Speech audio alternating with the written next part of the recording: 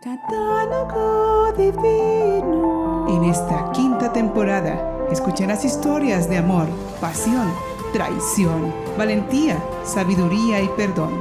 Demos paso a los santos y beatos que nos preceden en el cielo y siguiendo su ejemplo luchemos por ser parte de los coros angelicales. Catálogo Divino.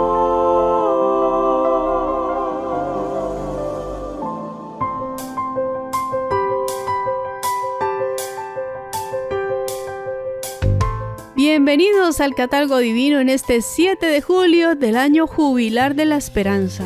No es necesario acudir a estadísticas y censos para constatar una realidad evidente en nuestra sociedad.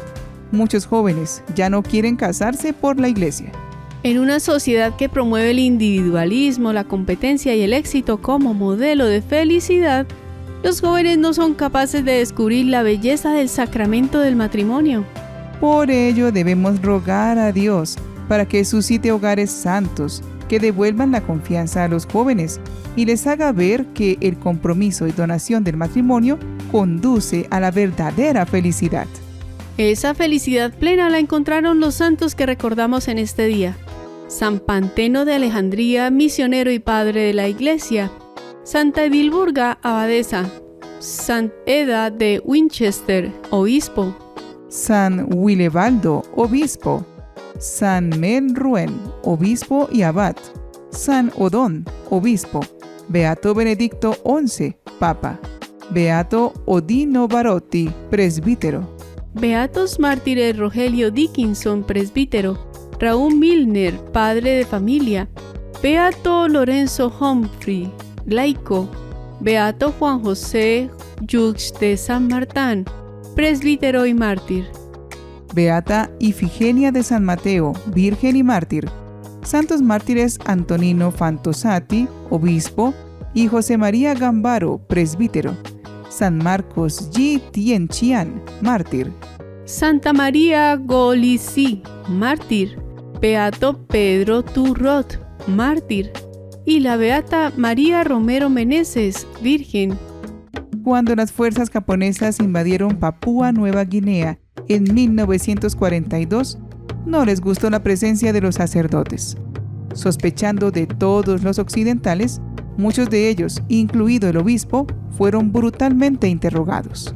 No faltaron testigos de la fe como Pedro Turrot, quien en aquellos años oscuros de violencia y horror mantuvo viva la fe en los corazones del pueblo.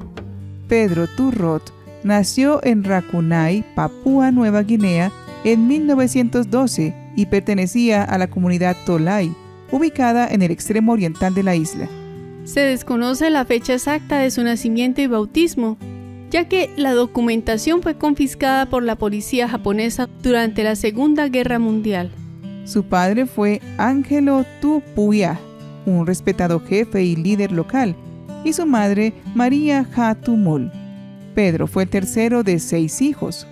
Tenía un hermano y una hermana mayores, José y Teresa, y un hermano menor, Gabriel, y los 2 menores, un niño y una niña, que murieron en la infancia. En la escuela, Pedro demostró ser un estudiante ágil y hábil. Sus maestros notaron que su diario de actividades del día anterior siempre incluía la oración de la mañana y la de la tarde. Tras recibir la primera comunión, presumiblemente entre 1922 y 1926, movido por una profunda devoción a la Eucaristía, sirvió como monaguillo. Cuando Pedro tenía 18 años, el párroco, el padre Laufa, habló con su padre sobre la posibilidad de que Pedro se convirtiera en sacerdote. Ángelo respondió que creía que aún no era el momento para que alguien de su generación se convirtiera en sacerdote.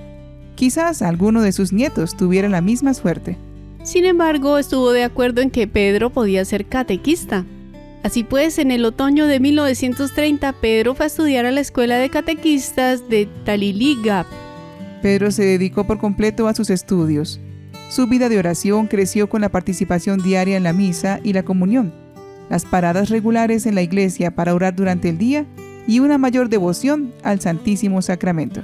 Antes de terminar su tercer año de escuela, el padre Laufa comunicó que lo necesitaban urgentemente en la parroquia.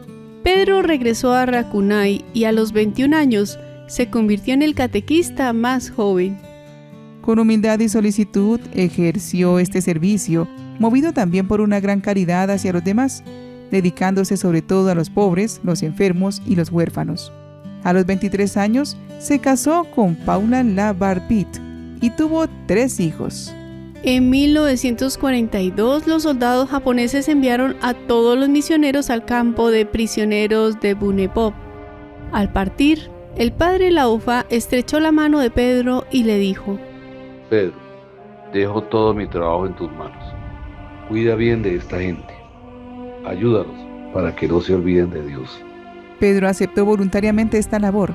Sabía que Dios estaría con él. Visitaba a los enfermos, oraba con los moribundos y los preparaba para el encuentro con Jesús. A quienes estaban atemorizados por los acontecimientos de la guerra, los animaba diciendo: Este es un momento muy difícil para nosotros y todos tenemos miedo, pero Dios nuestro Padre está con nosotros y nos cuida. Debemos orar y pedirle que nos acompañe siempre. El ejército japonés comenzó a llamar a todos los catequistas para que acudieran a la comisaría, interrogándoles sobre sus actividades y advirtiéndoles de que la prohibición de cualquier práctica religiosa era total. Pedro quiso explicarles que lo que hacían no tenía nada que ver con la guerra, pero fue reprendido por ello y, contrariado, volvió a casa con el convencimiento de que tenía que seguir su trabajo pastoral, a pesar de haberse quedado prácticamente solo. Salía por las noches en secreto para rezar con algunos grupos. Daba una pequeña catequesis y, si era necesario, bautizaba u oficiaba bodas. Acercándose al final de la guerra y la probable derrota del ejército japonés, las autoridades del país nipón quisieron ganarse el favor de los papúes y recuperaron costumbres del pasado. Una de ellas fue permitir la poligamia. A la necesidad de mantener viva la llama de la fe, ahora se sumaba la obligación de velar para que estas prácticas contrarias a las enseñanzas de Jesús, ya casi desterradas de la cultura de su pueblo, no volviesen. Inició así una cruzada abierta contra la poligamia, lo que le llevó a enfrentarse con algunas personas de poder, policías, jueces, etc., que querían tener como esposas a mujeres ya casadas. Pedro se enfrentó directamente a las autoridades, que se convirtieron en sus enemigos, entre ellos uno con suficiente poder como para ordenar su arresto, el policía Tu Met Apa. Pronto fue llamado a declarar en comisaría sobre sus actividades religiosas.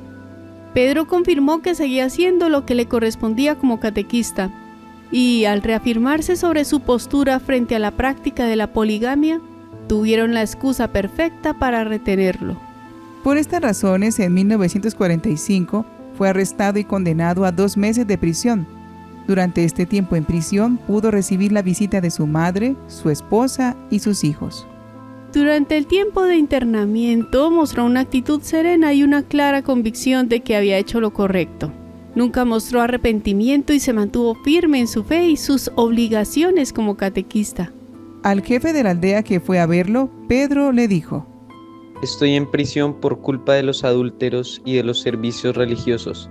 Estoy dispuesto a morir, pero tú debes cuidar de la gente. A otro amigo, Pedro añadió: Si es la voluntad de Dios, seré asesinado por la fe. Soy hijo de la iglesia y por lo tanto moriré por ella. Finalmente, en los primeros días de julio de 1945, Pedro se encontraba resfriado. No hizo falta una sentencia firme. Aprovechando su resfriado, el médico le administró una inyección y le hizo tomar un supuesto medicamento. Al poco tiempo tuvo ganas de vomitar. El médico le tapó la boca y murió. Al lugar acudió el policía Tu Met Apa, el causante de su detención, y dijo: Él, el chico de la misión, estaba muy enfermo y ha muerto. Pedro Turrot fue beatificado por San Juan Pablo II el 17 de enero de 1995 en Puerto Moresby, capital de Papúa Nueva Guinea. El Papa León XIV acaba de anunciar para el día 19 de octubre del 2025 la canonización del beato mártir Pedro Turrot. Pidamos la intercesión de este santo catequista que dio la vida por Cristo y para defender la fe en el santo matrimonio. Beato Pedro, ejemplo de fe y fortaleza. que por el amor a Cristo no temiste el martirio, intercede por nosotros. Tu vida y tu muerte son un faro de esperanza en estos tiempos difíciles. Ayúdanos a ser firmes en nuestra fe, a defender la dignidad de la familia y a no tener miedo de expresar nuestra fe en público. Ruega por la paz en el mundo, por la unidad de los cristianos y por la conversión de todos los que no conocen a Jesús. Amén. La catequesis es ante todo una educación de la fe. Esto significa adherirse a Dios mismo, confiando plenamente en Él y dando pleno asentimiento a todas las verdades por Él reveladas. La fe es necesaria para salvarse, y cuando es auténtica, la fe guía la manera de vivir. Y gracias a los sacramentos, nos resulta posible vivir según la fe como verdaderos hijos de Dios. El ejemplo del beato catequista Pedro Turrot nos anima a profundizar en nuestra fe y a vivir en perfecta coherencia con ella. Beato Pedro Turrot, ruega por nosotros.